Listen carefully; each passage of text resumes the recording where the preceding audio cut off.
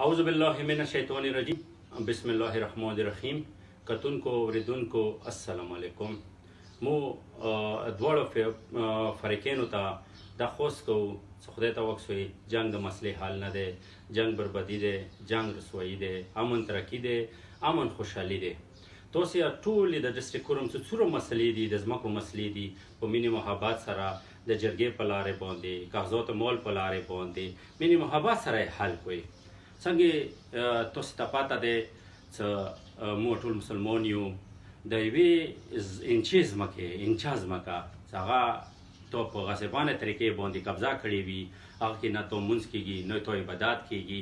څنګه حدیث شریف ته چې ناحق مول یعنی ناحق ځمکه په هغې دنیا کې به تو په وہ ځمکو کې 10 یعنی 7 زمینوں میں 10 جائے گا. نو مو سره د دوو فریقینو سره مو څو ورځې نه په رابطو باندې یو، او دوی چې څومره حال په پېښور او په اسلام آباد کې دي هغو سره مو بار رابطې وکړې. هغوی دواړو فریقینو دا وایي چې موږ جنګ نه غواړو، موږ امن پسند یو، موږ امن غواړو. نو موږ دا سوال نشان هغوی نه دام و چې تاسو هم جنگ نه غواړئ، د بل فریق هم جنگ نه غواړي، بیا دا جنگ کوي څوک؟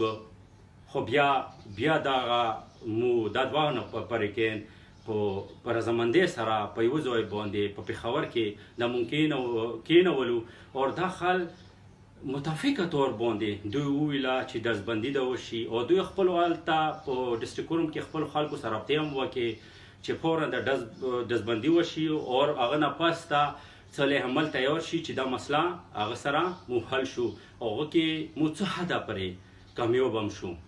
خو زما یو کوېشن، یو سوال د ډسټرک کورم خلکو نه دی چې آیا هغه ځای کې 14 کسان چې کوم وفات شوي دي هغه به د چا زامن وو، د چا پلاران وو، هغوی کورو باندې به سخت تېرېږي، هغوی میندې خو تاسې وشغړولې.